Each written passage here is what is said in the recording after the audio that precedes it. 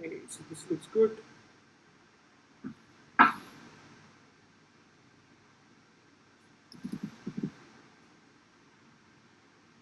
All right. So, hi everyone. This is Aniket D'Souza, and in today's session, in today's Tuesday talk session, we're gonna talk more about B2B digital marketing. And with me, I've got. I decided to do. I had someone reach out to me and ask me about a couple of questions on B2B digital marketing. So I said, okay, we have a Tuesday talk session coming up, which I generally do every week. And I thought to myself, saying, let's get started with that. Uh, that's what we're going to do. This particular session is not going to be a tutorial, but it's going to be more about my views in B2B digital marketing. So let's get started with it right away. Okay, so I'm going to shift the screen towards the person. I've got Royston D'Souza, who's joined me. He'll be asking me a couple of questions on B2B digital marketing. Yes. Hi, Royston. Hi, Aniket. Yes, Yes, tell me now. yes. So we I can think get I can started. hear Yeah, you again. we can get started. So I believe whoever is viewing it. So what's going to happen is that we're going to do this as a Q&A round, and Hmm. what I generally do is I do a live stream, and then automatically that gets converted into a video as well. That is saved on the web. So yes, Okay, so we can just get started. Yeah. great. Great, Aniket. Then, so thanks for having me on your channel. That is your Tuesday talks sessions. Yes. It's a pleasure. Um, so, do you want me to have a background on what exactly is my questions basically based on today? Do you want me to run through a background Sure, you check can with do that? that. You can do that for the audiences as well. That will help. Yes. All right, So great. I know that you're doing it for your thesis, but I think what we can do is we can start off with the questions. If you think that a background will help, then Mhm. do go ahead and share it. Yes. All right, so I'll just give you a quick background on what exactly am I trying to focus out here. So I've seen a lot of startups, especially into B2B market, that the survival rate during their seed stage, that is, they have a product already and they want to get into the market. The survival rate is very less, or I can say, statistically speaking, 60% of them primary fail to get enough funding and to come out of the clutter and be seen in the market. So the goal is to have a cognizance of how startups characterized by minimum human resources, technology, and low monetary funds at their disposal position themselves into the market. Well, because we know that it's a crowded world out there, and even your message is likely to get drowned in a sea of noise. So basically, trying to understand what digital marketing strategies are tried, tested, and have been successful for you as an entrepreneur and in your Mindstorm digital agency. Sure. So, what I can tell you about is that I can tell you about our space, which is the Mm-hmm. digital marketing agency space, considering that we have a lot of agencies who offer services and marketing services in India. In fact, in Mumbai alone, there are more than 200 digital marketing agencies.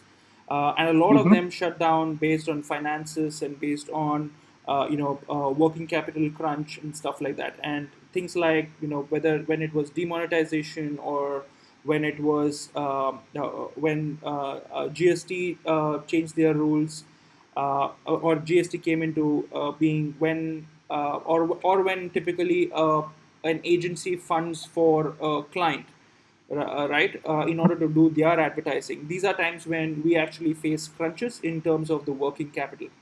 So some of the things that we did was to prevent working capital to be used by clients, and we Mm-hmm. try to do that I mean, even when we tried it, we did it in a very cautious way, trying to evaluate who our clients were, and whether they could be given credit.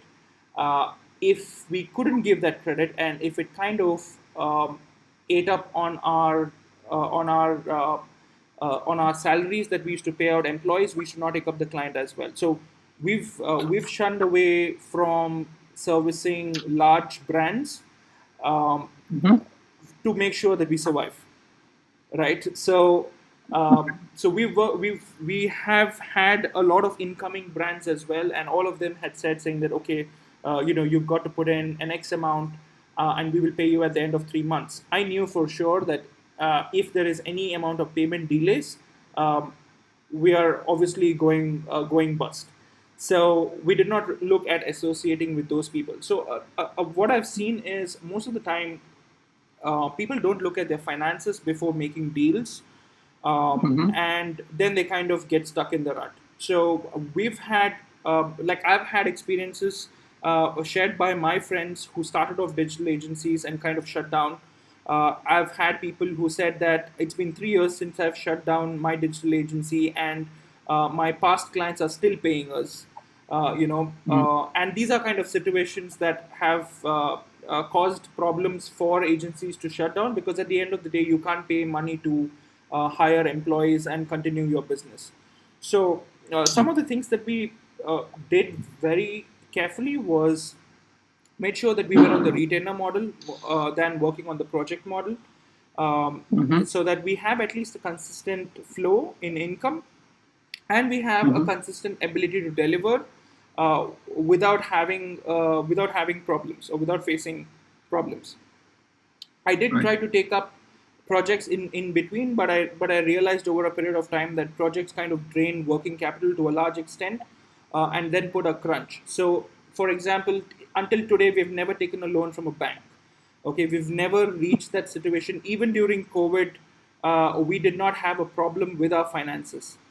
It's been extremely strong in terms of how we have managed finances. So we've already projected that COVID would stay around for like almost 2 years, Mm-hmm. and we're here to support our employees.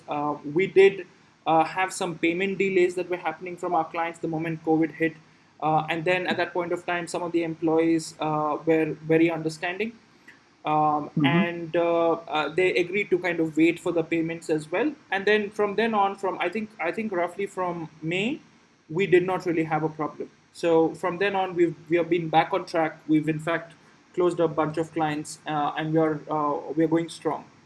Yeah. So All right, great to hear that. Yeah, I think so. You've been true to your tagline, that is leveraging chaos. I think so. You have yes, really practiced that well in your organization. Exactly.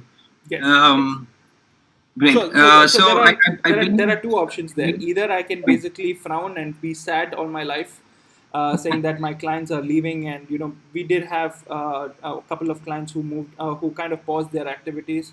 So I had a choice. Either we look out for new clients, or we Mm-hmm. work towards improving and scaling up our digital marketing and business development side of it, or Mm-hmm. crib about that we lost clients due to COVID.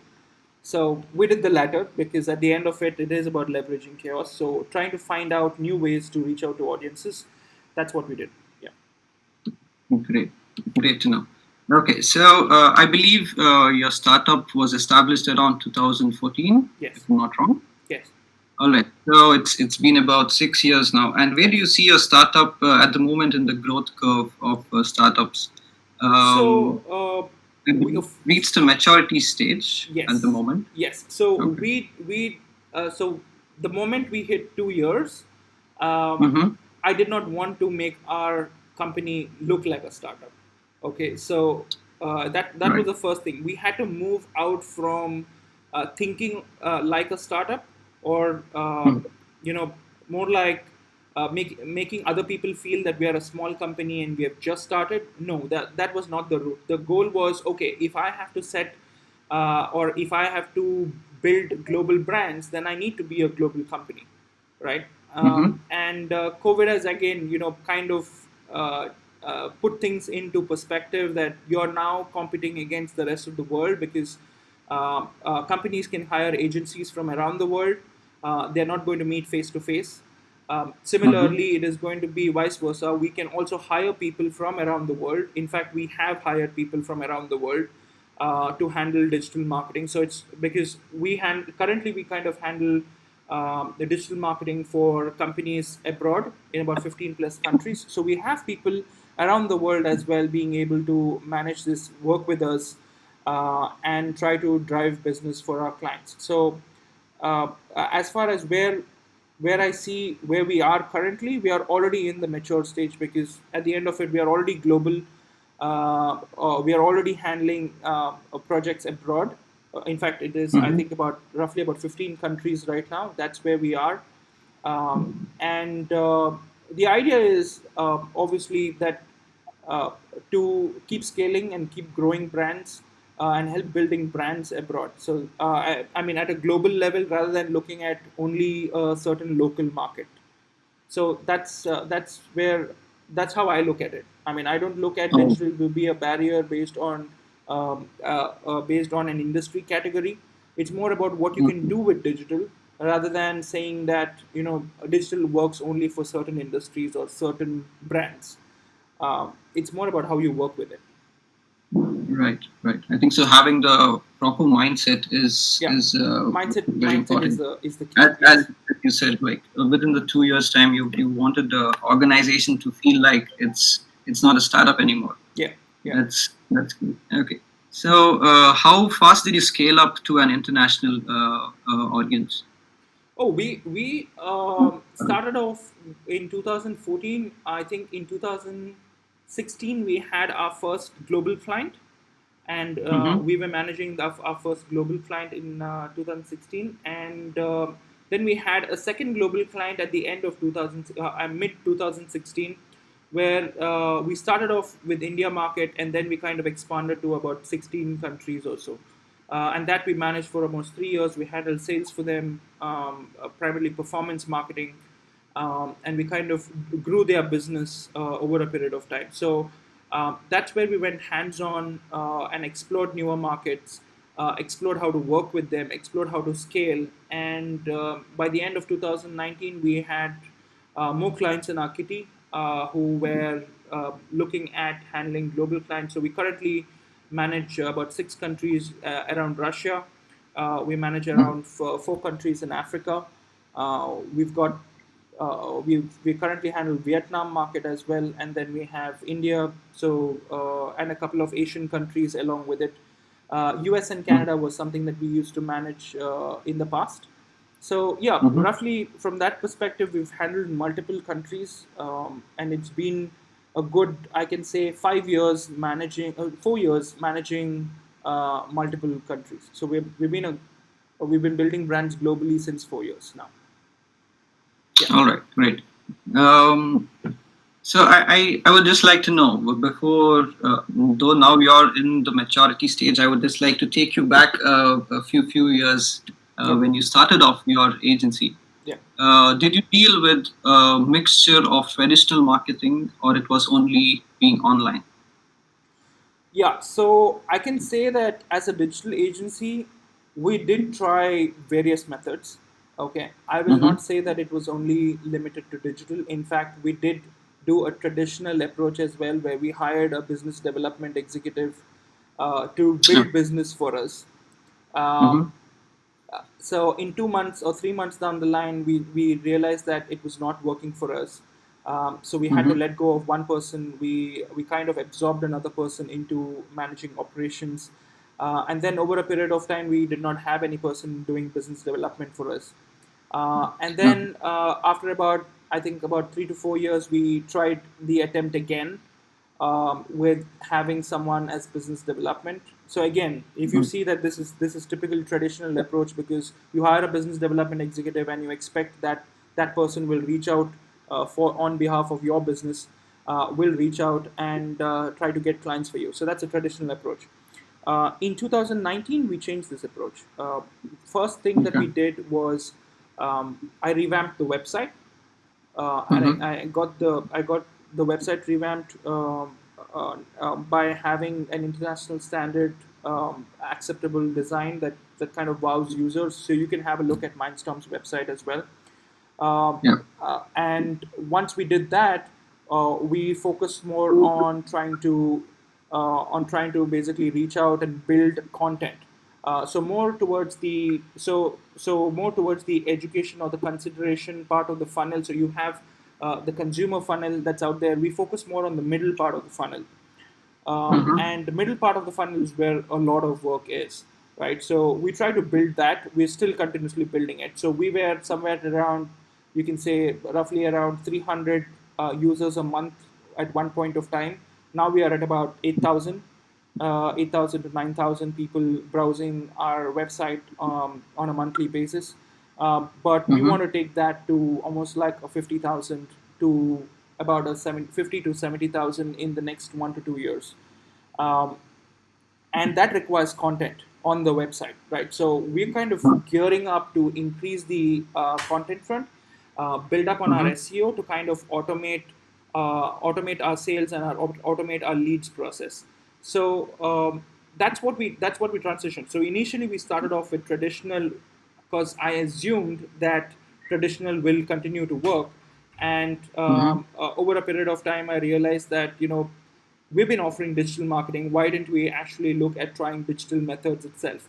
And that happened much later in 2019, where we looked at investing in developing assets ourselves, in developing assets in house. But one thing I can share with you is that when we were in the survival stage, we did not really have enough.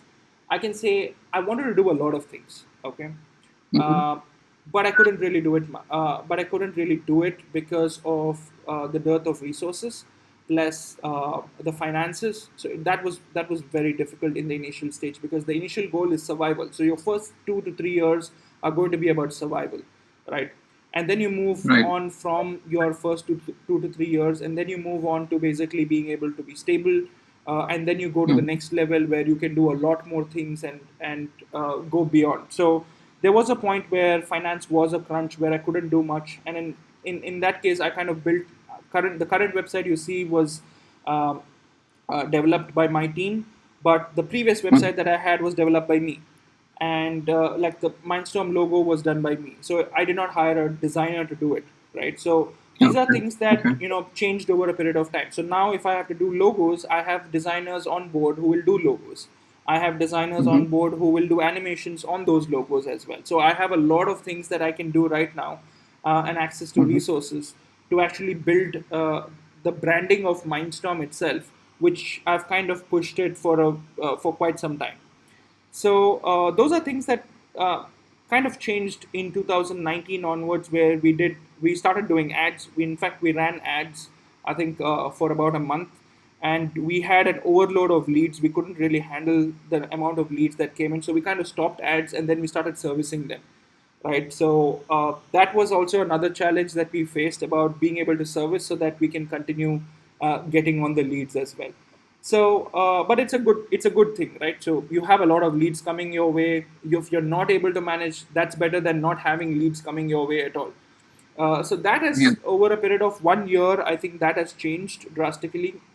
Mm-hmm. We now get leads without even running ads, which is a good thing, because we've focused more on the middle part of the funnel, where content is basically driving and getting people to our website, Mm-hmm. and from there we are able to drive business. So business development automation is something that I focused on. I believe that you've also explored the inbound marketing.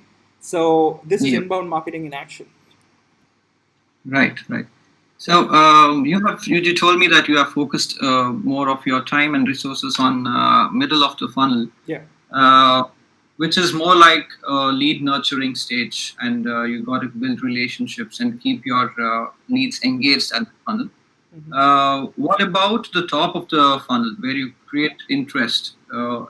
Is even content the most important factor at the top of the funnel, or Yes. what are the So other things that you have to do at the top of the funnel? yes, content is at the top of the funnel as well. So, Mhm. like I said, the content part is actually the current. For example, the current things that I'm telling you, right? Mm-hmm. This piece of content, the video side of it, is something that I started off in 2020. Blogs are Mm-hmm. something that we started off in 2019. And then Mm-hmm. SEO is something that we have. So we used to do it internally. We've now, and it was partial. In somewhere in 2019 end 2020, I kind of started off doing it myself, rather than having my team dependent on it, because my team is more focused towards the clients. So I did start Right. off, and then now that we are in a much more stable stage in terms of finances, we've actually looked at investing in dedicated resources for managing our Mm-hmm. SEO as well. So it's basically dependent on time and how we manage how we manage our team members. But when you look at the top of the funnel, SEO basically is coming there for us, because what we're doing is, once we have our content created, we are Mm-hmm. actually focusing more on linking, and making sure that this content is visible in a lot of places. So Right. that's what we're focusing when it comes to awareness. In fact, when like I told you, we did do ads to drive top of the funnel awareness, but Mm-hmm. that was too overwhelming for us, right? So Okay. like even today, we tend to get around at least about 3 to 4 leads, out of Mm-hmm. which most of the time, most of these clients will not be able to afford us, right? So Right. what happens is, I realized one more thing in 2018 or 17, is that when we were getting listed among, let's say, uh, social media agencies, or maybe like SEO agencies, we were getting listed Mm-hmm. among the other people who were much cheaper, okay, who used to offer their Okay. services for cheap. So at the end of the day, they used to call us, they used to basically tell us, saying that, why is it that other agencies offer you for, offer the same service at a cheaper rate? And then I had to always Mm-hmm. tell them, saying that at the end of the day, you hire someone at a lower rate. It simply means that they will be hiring resources to deliver your work, or to build your brand at a lower rate as well, right? Mm-hmm. And if you see, for example, just Google digital agencies, or social media agencies, you're not going to find Ogilvy there. You're not going to find all these large agencies there. And come to think of it, if anyone goes, but they still make the big bucks, right? So Right. Ogilvy and all of these large agencies still make bigger bucks than a lot of digital agencies. Or Mm-hmm. you can say almost like 90% of the digital agencies out there, they still make larger bucks than the digital agencies, and they're still able to kind of be available or cater to their clients, despite not being Mm-hmm. listed on the Google search engine. So that's when I realized, saying that it's not necessary that at all points of time you've got to list there, you've got to hold your ground, because at the end of it, if you try to take a client just because you're getting a client at a cheaper rate, you're going to burn out on the resources, and you might kind of dilute your working capital. You need to survive, then you need to basically stick your foot to the ground and know the realities as well. So Mm-hmm. yeah, so we Right. don't take projects just like that. Right. I think so. Uh, Price and positioning your product into the market is altogether a different topic itself, and it has a lot of content in itself. Yes, Of course, we can make. yes, yes. You should There's probably make another podcast regarding that. there's a lot of stuff on that. However, I've Exactly. not actually shared that, considering it's a lot of experience there. Yeah. That's true. Yeah. So, still talking on awareness and interest creation during this time, had you also ventured into email marketing and probably use this influencer marketing to gain more recognition in the market? No, in fact, the way how influencer marketing worked for us is that we offer Mm-hmm. influencer marketing as a service, right? Mm-hmm. And we started off much early. We started off in 2015 or so to offer influencers. In fact, we were doing in before influencer marketing, we used to basically offer bloggers to brands as well. So right from 2000, I think even before Mindstorm started, and I was a consultant for some of the like the Oberoi group of hotels and resorts. And I used to Mm-hmm. basically align them with bloggers who would come down, dine, and review them. So what happened was that for us, when influencers used to post, they used to automatically tag us. And what we did is we started any person who used to come to us, we used to tell them saying that okay, you just write in your email ID or tag us on so and so platform, and we'll connect with you in the future whenever we have any kind of activations. And that really worked for us because we've over a period of time we've built a base almost over 6,000 to 7,000 people, and this is all incoming, right? Right. We did do activities where we were doing outgoing as well, in terms of trying Mm-hmm. to reach out to influencers on behalf of our clients, but a majority of them were all incoming. So when that happened, these influencers who used to post for the brands also ended up, tagging us, and then we automatically got coverage through their feeds.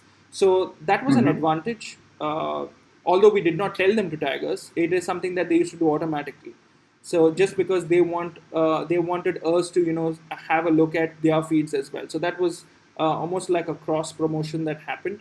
And we Mm-hmm. never really kind of highlighted them or something like that. They just tagged us in their feeds. So in a way, without doing influencer marketing did happen.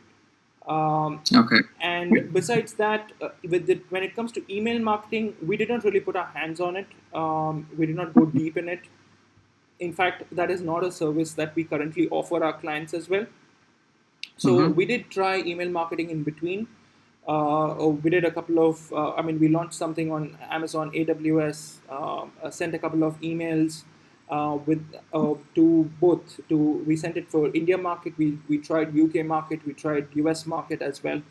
And over a period of time, I found it to be a lot taxing at that point of time when I had tried it. So maybe I would try it in the future. In fact, I did try it some time back, but it's more like okay, there's a lot of work involved in trying to build an email list. It's not easy at all. So it's more about I would definitely try it, but I've not gone into in depth of trying to manage it for now. So to give you an example, I never did videos before, right? It's only after I started Tuesday Talks that I'm compelled to do a video now, and I try to integrate with as many topics as possible. Or people ask me questions, and I'm like, okay, let me do a video on this. Or my team asks me questions, and I'm like, okay, let me do a video on this, and that becomes a part of my Tuesday topic. So at least what happens is I have a continuous stream of videos that I can create. The same thing, Mm-hmm. I'm kind of repurposing that into blog articles, right? So that's so that way Right. it's being weaved across multiple forms of content as well. Now the same thing once I've done with it as a blog article, most of my social media marketing that's happening, although it's not very active. In fact, there is a video on why I don't do social media marketing for my own business. There's a video like that. You might have seen it. Uh, what I've done over there is every blog article that goes up online automatically is going up on my social media feeds as well. So currently, I've automated the whole process, and it's not Mm-hmm. that it's going only once; it repeats every 2 hours. So every 2 hours, there is a particular tweet or a Facebook post that goes online on social media channels that is picking up a blog article from my website, and it's continuously spinning. So that kind of continuous social feed is currently on. So that's how I've looked at it from social media as well, because we although we did at one point of time we spent countless hours trying to basically build a social media feed and stuff like that. I realized over a Mm-hmm. period of time that most of my clients would come from Google, and they would not really come from social media marketing. Most of the employees obviously come from social media marketing because they have a look at social media pages, and then they come from there. They do check out the website. Obviously, the website is revamped, so that's a great start to start off. But then they would obviously check the social media channels and come. But my clients, on the other hand, they focus more on Google and they come in. So I'm focusing where my clients are, and my clients are Mm-hmm. currently, yes, they keep looking at emails. I currently also do WhatsApp blasts. I currently also do Telegram blasts. So I have all of these channels that I keep ready every time I do a video. But yes, when it comes to email marketing, I would soon probably start off. But those people who have already subscribed to my YouTube channel anyway get this on email. So those things are also there, but email marketing is still something that I want to fill. It's one of my gaps that I have to fill as part of a B2B marketing exercise. That's true. That's true. Yeah, that was the main idea, because B2B is, of course, more of a relationship building Correct. than a product centric approach, right? So See, what I happens had that is it varies mind. Yeah. based on brand to brand. In my Mm-hmm. case, it's a very different approach. In some cases, people connect. There are LinkedIn outreach specialists as well, who first build the Mm-hmm. relation and then basically move on to email. There are people who start off with email and then move on to another platform. I do it differently, so I have a different approach to getting leads on board. But what happens is, Right. just because something does not work for you, like emails I've tried before twice, Mm. it's not really worked for me, doesn't mean that it should not really work for you. It simply means that you're doing something wrong or you're not doing something consistent, right? And Right. and something that you cannot do consistent, you don't start it only. If you're going to do it consistent, then make sure you have a process put in place that is consistent, that makes or compels you to do it consistently. Mm-hmm. So that's basically how it is. It's like Yeah. starting up. Very, It's like very starting up and different. going to a gym. Yeah. Yeah. Consistency is the key. Okay. Great. So, out of these digital strategies or different types of tactics that are used digitally, that is content, email, social media, PPC, etc., which ones do you believe are going to be less widely used in the coming years? Uh, I don't you see. I know. don't see it. I don't see it that way at all. Because all Mhm. these are different channels, right? There are different ways to reach Right. out to people. For like I said earlier, for some people, PPC works better. For some people, email marketing works better. So Mm-hmm. it's not limited to which platform that or which medium that you choose to reach out. As long as it's working for you, you might as well work on it. So I don't see anything going less. In fact, I see a lot of things. I mean, all of these elements going just increasing over time. Right. Right. Okay. So, moving into the marketing materials that you put on in the online platforms, Mhm. which are the ones that have led to higher customer engagement? So, I understand that you have started the video and as well as these podcasts recently. Mhm. But before that, what was your experience on these marketing materials that led to higher customer engagement? So Uh, uh, I think do you have? yeah. Sorry to interrupt. Do you have the interview guide open alongside? Sorry. Do you have the interview guide that is open Oh alongside no with you? no no no. Okay. It would be great if you just keep it open. You can have a lot of options that you can base your answers on. Let me just check that. Hold on.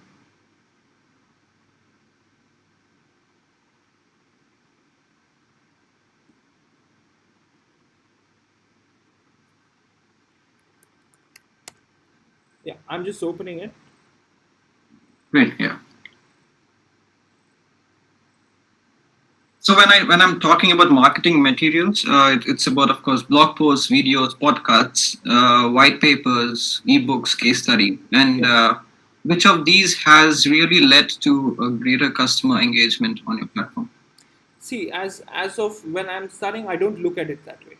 Okay. So Mm-hmm. for me, it is a lot about uh, am I giving value? Am I giving Right. solutions?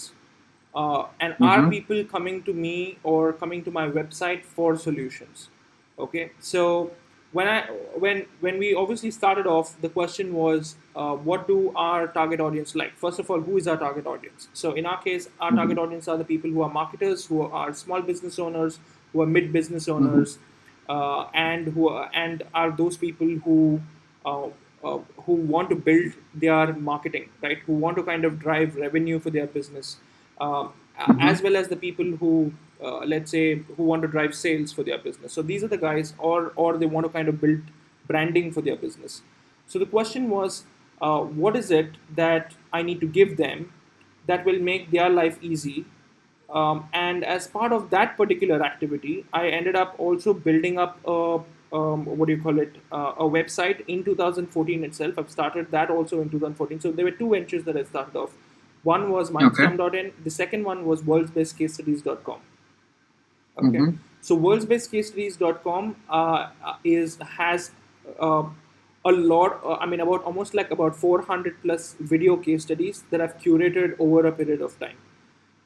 And Mhm. that is basically a huge resource for marketers. So when they basically go on to world's best case studies and they see case studies of how the ALS Ice Bucket Challenge started off and how it actually went viral, you'll be able to see everything from start to finish, including the results. So it's more of case studies that have actually done wonders for a lot of brands. So it actually started off as a pet project for me, and then it kind of started helping out marketers as well. And I try to follow the same approach, saying that marketers will come here. This is the place where marketers come to, right? They need ideas, they need solutions, which means that I have to offer these solutions as part of my blog articles, as part of my videos, or as part of my email marketing a blast, or it could be a podcast. As long as there's value offered, marketers are going to come to you and look up to you. So that's what I wanted to kind of share. And as part of that, I don't limit myself to any kind of content as to what content works for me. For Okay. now, if I have to tell you, it is the blog articles that are working for me. But that's also because Mm-hmm. I've started off with blog articles, right? So I started off in 2019 with a lot of blog articles. In 2020, I've started off with videos. So now I'm seeing videos also working for me, and I'm also seeing blog articles work for me. But what happens is, unless I'm actually publicizing these blog articles and videos through WhatsApp or through Telegram or through my Facebook feed or through my Yeah. LinkedIn feed, I will not Okay. have people coming to my blog article and consuming the content. I will not have people coming to my YouTube channel and consuming the content. So that's That's basically the good. limitation. So it's not only about writing content, or it's not always about doing the video. It's also about marketing the video. And a lot of people invest their time in trying to build something like build a TV commercial or build a commercial, and they try to put less budgets on trying to kind of boost out that video or the commercial that they've created. So that's a lesson that I've learned, and I kind of focus more on the latter side of it as well. It's a joint effort there. So for me, Right. I yeah, completely agree. Cross-channel marketing is extremely important correct. now, and I think so. The more touch points, or I can say the amount of time a customer or a prospective sees your content, that's more better for you. Yes, That's where he will actually come to your website and probably ask for a demo or something like that. yes, that's correct. Right, right. Okay. Moving on. Though you have made a video on social media marketing, I still would like to ask you this question on based on the startups that are around the world. They are in social media because probably they have to be on social media, and some of their goals are not clearly defined. So, what do you think was your goal when you initially started off with social media? And could you please put some, elaborate on this point? What were your goals when you were on social media? Okay. So typically, what happens is it also varies based on what time you're starting. So when I started off on social media for brands, or when I started servicing brands in social, that was 2008, 2009. That was the time that I kind of stepped into or got into social media platforms like Facebook, and then started kind of doing activities. At that point of time, organic content used to work. So when I say organic content, it means that it was just another way to reach out to people. It was a way to actually build a community, and this has changed over a period of time. So now trying to get content out there organically or for free is very difficult compared to getting it out there, and you have to kind of put paid content as well. So Right. the goals have, so it's more like the goal is to, for a lot of people, the goal is to actually build a community size, and to reach them Mm-hmm. out organically. And what they don't Mm-hmm. realize is that social media doesn't work that way anymore. The goalpost has changed. Okay, so a lot of people think that the goal is still the same, or the goalpost is still the same. So Okay. unless you understand the way how social media works, like a lot of people, I remember the people who are graduating from colleges, everyone is basically constantly talking about that social media works. and it does wonders and stuff like that. But no one tells you saying that social media does wonders only when you're paying for it. So only when you're driving it with ads, and backing it for visibility as well. So you need to kind of put in money to actually increase your reach and increase your visibility beyond the few people that you would reach when you are reaching out for free. And you could actually check this out with any brand content. Any pick up any international brand. If you're in the UK or the US, just pick up any brand and go to their page, and you will. And maybe it is a large brand, and you will see that they will have a huge following, maybe in millions, but in terms of interactions, they might be in just in hundreds, right? So Mm-hmm. if it is in hundreds, that means that they're not actually boosting the post. They're not actually, kind of putting monies behind every post, and it's very easy for us to notice that. Now the point is, why would you have a million base when all you're reaching is just about 100 people, or you're having just 100 interactions? Ideally, when you have a million base, you should be having at least about 80% of that, or maybe like 60% of that, but you're having less than 0.1%. So these are obviously the challenges that come in, and these are challenges that have come in over a period of time. So if someone wants to do it, I think the way to look at it is, you look at whether your target audience is on social media, or if you can engage on social media. Don't do it for Mm-hmm. free. If you're doing it for free, then focus social media towards branding and interactions only, because it's more about how your visuals look, rather than thinking that your visuals will reach out to people. So Right. uh, that's what social media has become right now. It's just a place so that you can, if someone sees your ad somewhere else, they can at least find you on social platforms, and they can connect with you, and then you can interact with them. The alternative of social media is, and the reason why people say social media works, is because reaching out to people and driving conversions is much cheaper and economical on social media, because you will, because of the kind of targeting and profiles that exist on the platform. uh, it becomes very easy for these platforms to pinpoint and laser focus on targeting. So that's the advantage of social media, but it's a paid side of it. It's not the unpaid side of it. Right. Right. So But it's just that. lot, Yeah, right.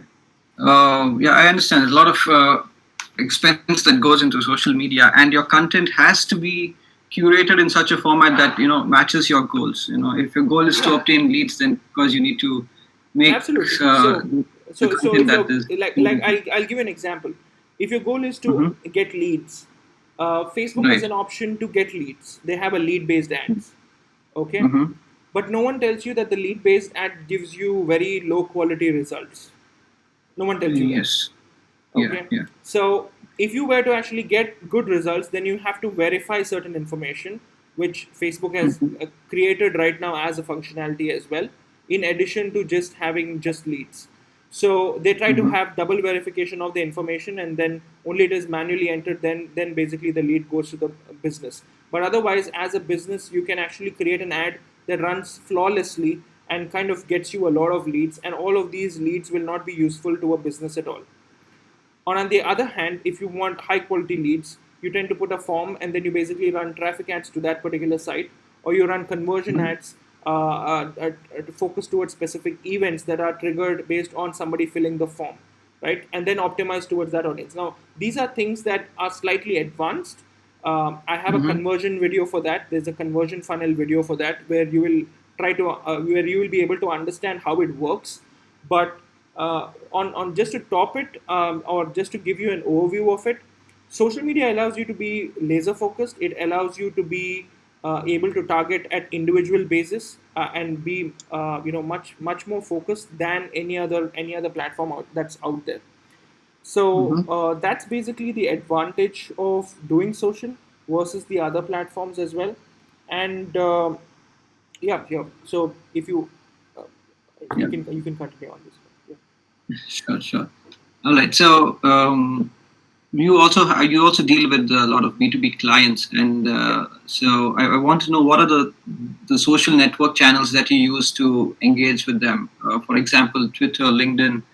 I don't know. Probably people also use Instagram. So Yeah. how is it for you?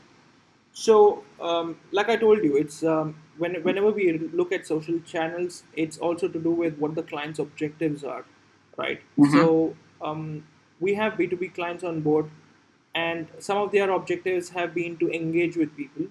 So, we definitely do LinkedIn as part of that. And Mm-hmm. and when it comes to, let's say, some of these clients want to move from B2B to B2C, so we obviously do Facebook and Instagram as well. But the objectives on each of these platforms is slightly different. It's not Mm-hmm. always towards driving leads, but it's also towards driving awareness or the capabilities of individual platforms. So, for example, LinkedIn allows you to target people based on designations, right?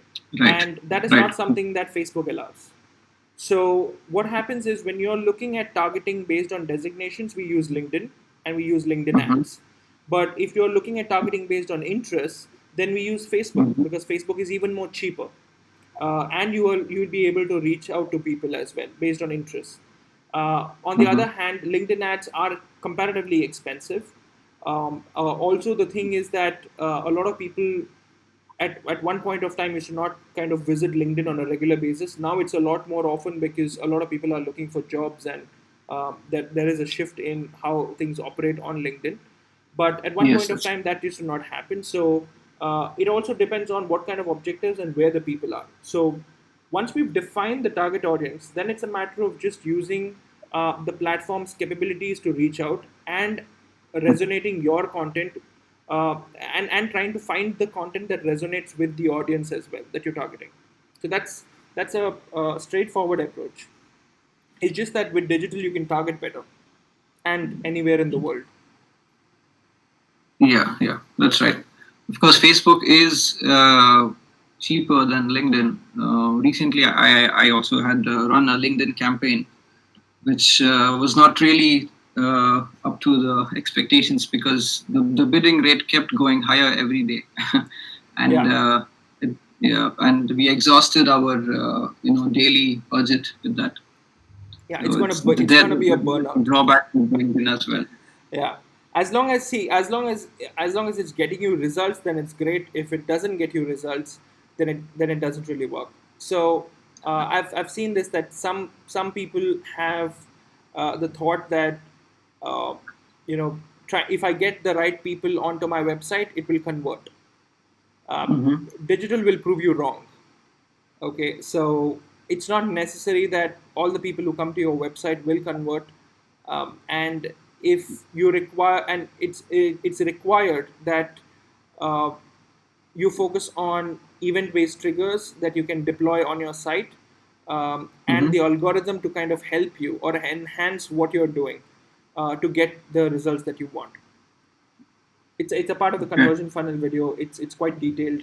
So it's more Yeah. about event triggers and trying to basically retarget people and stuff like that. So yeah, so it's not going to be, so for example, if you look at the way how Facebook and Instagram does targeting, they have an option Mm-hmm. for reach, they have an option for link clicks, they have an option for conversions, right? So if Mm-hmm. you look at doing reach, then you can actually reach out to a lot of people, but it's guaranteed that that same ad will not get you enough link clicks.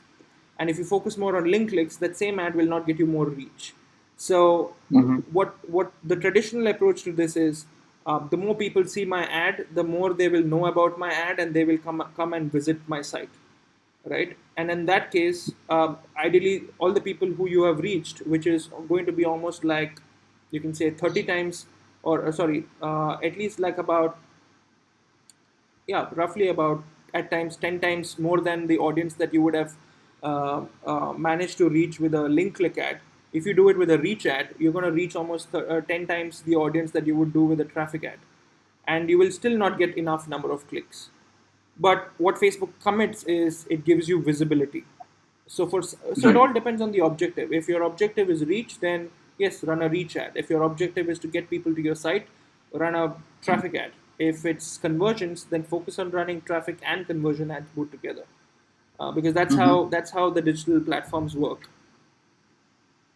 Right. Right. That's true.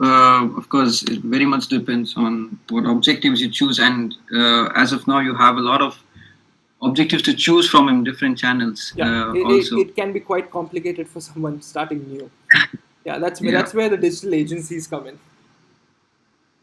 that's true. Yes. Yeah. Basically, what I feel is, as I'm new to digital marketing as well, I find kind of have this funny analogy that I created that digital marketing is like Amazon. So before there was no Amazon, people used to just go to a store, physical store, and had these amount of options to choose from to buy clothes or etc. But now Amazon has made it even more crazier to choose from. Correct. The digital marketing is, under digital marketing umbrella, there is so many things that are Yes. coming up, Yes. and people don't know what they have to choose. And because that's where a consultant or an agency Yes. comes into picture. Yes. Yes. Because there are a lot of things to choose from, and a lot of these things have a lot of budgets connected to it. It has a lot of Mhm. processes connected to it. It has a lot of infrastructure that's connected to it. So Yes. sometimes people say that okay, we want to do email marketing, but they will have no clue that you cannot do email marketing without an email server, and you got to buy the server in most cases. And if you have the server, that doesn't mean email marketing happens automatically. You need to set up the process. You need to set up an infrastructure. You need to make sure that you're churning out enough content to drive email to be able to come up with content and creatives. Plus, you are supposed to be managing lists. That is your database, right? So there are like if you're going to start off with email marketing, there are certain expenses as well. It's not free. It's free for like let's say you use Sendinblue as a platform. It's free up to 300 people per day. If you look at Mailchimp, they give you 2,000 emails per day per month, Mhm. and that's the way it goes. But um, if you're doing it for like 300 people, it's okay. But let's say if you have a base of 10,000 people, then you've got to be ready for burning more cash.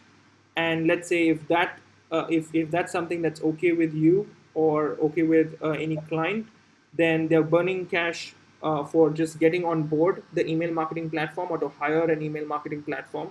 Then they're burning cash again to create content. Then they're burning cash to actually dispatch the content.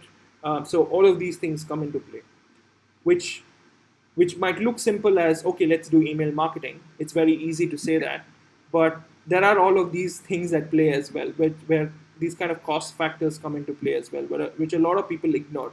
And it's the same thing with Mhm. social media. So when you look at social media, it looks like as if it's just to do posts and put it up online, but there is a Mhm. lot of back end work that goes into actually Yeah. creating the Yeah. content, approval processes, being able to target the right audience, setting up ad and media budgets, all of that. There's a lot of team members behind it trying to get the page up and Yeah, to be that's more it's a very consistent. yes. Yeah, I Yes, understand. Yeah. yeah. The key over here is consistency. Like I mentioned earlier, it is consistency. So it's still the consistency part is the most difficult of all of them. Mhm. Great. Right, Aniket. So, I want to ask how much more time do we have? Based on that, I have a couple of No, questions remaining. That's it. I think we can close in about 5 minutes. All right, great, Yeah. great. So, I just wanted to ask whether, in the same lines of types of strategies, do you also venture into account-based marketing for B2B clients? What do you mean by account based? Personalized, targeted marketing for your only B2B clients. Yes, yes, of course. I mean, all our clients are targeted individually. They're not. It's not like a mass targeting at all. Everything is Mm-hmm. personalized and customized. Even the All right, strategy is great. personalized and customized. Mm-hmm. Yeah, along with the Great. communication. All right.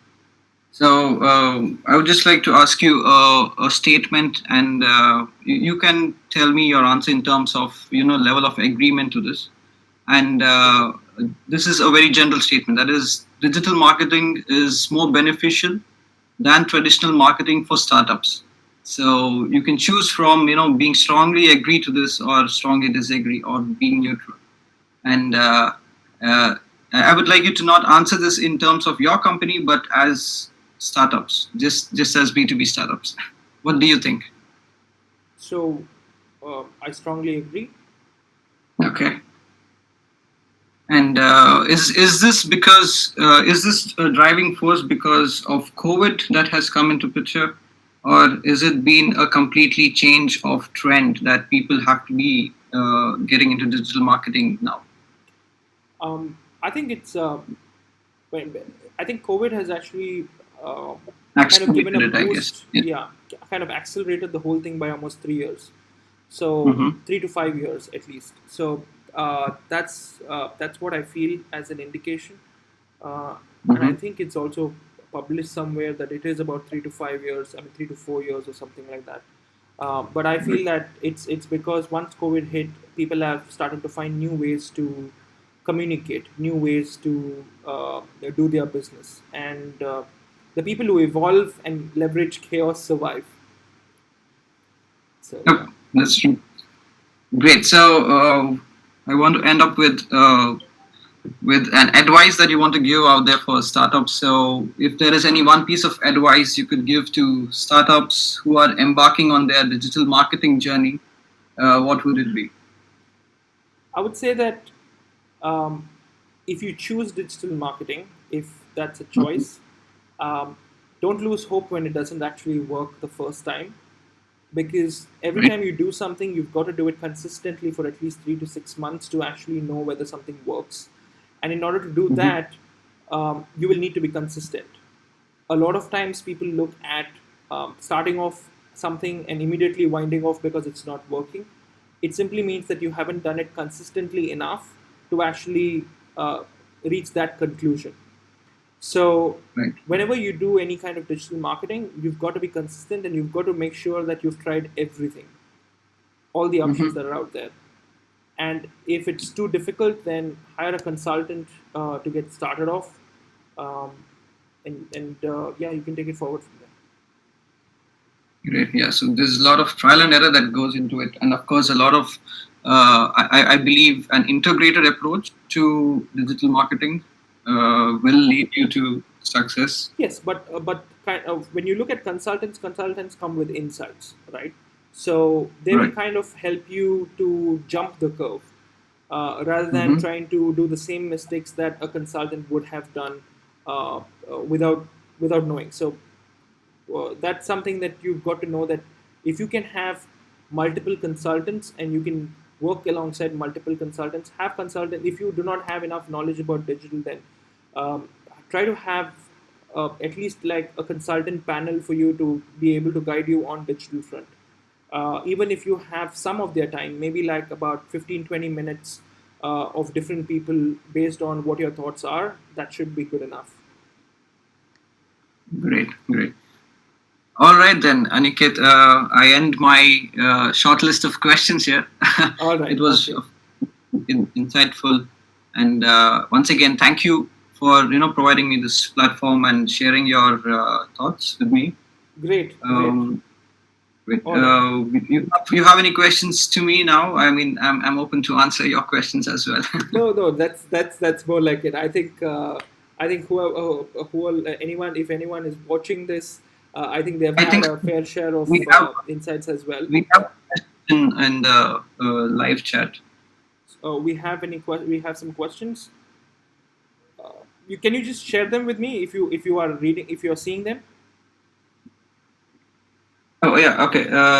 There's a question from Karthikeyan. He says, I'm a SaaS and digital marketing enthusiast. I'm planning to focus only on one social media platform, that is LinkedIn, and I've grown the page from 60 to 160 plus traffic in 2 months.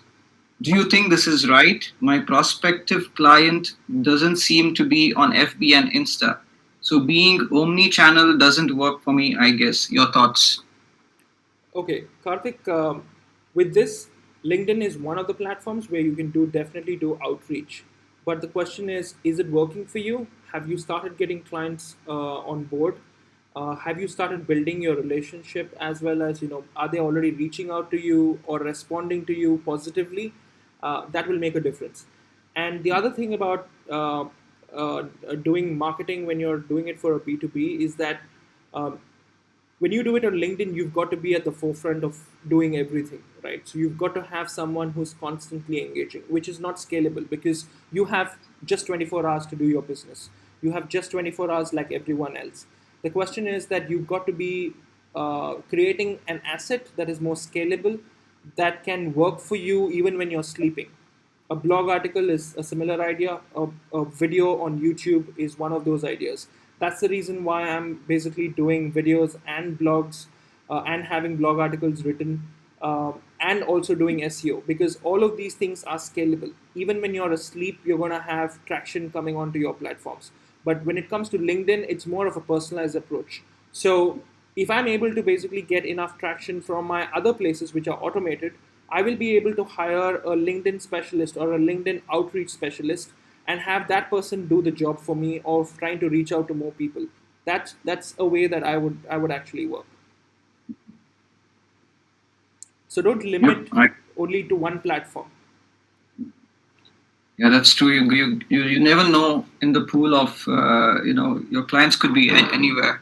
Yeah, You but have not just correct. not yet reached Correct. them But the with the goal right is product. that we always have to look at automation. It is about how we can automate leads, right? So if it Mm-hmm. takes too much of your time, it simply means that it might be difficult as a process to Right. actually reach out to people, and it takes a lot of time. I've tried this. Trust me, I've actually tried this. I've done a lot of these things even on forums, not just LinkedIn, even before LinkedIn.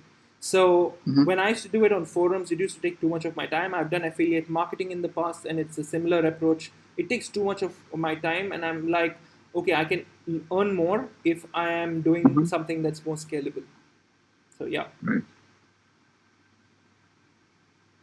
Yep. All That's it. right. We just had one question from him. Sure, sure. And, All right. yeah, Sounds good. All right. Thank you. great, Thank great. you so much Yeah. for the questions as well. It's been a good discussion, I hope. And I wish you all the best in your thesis as well. Thank you, Aniket. And I wish you all the best with your, going forward with Mindstorm as well.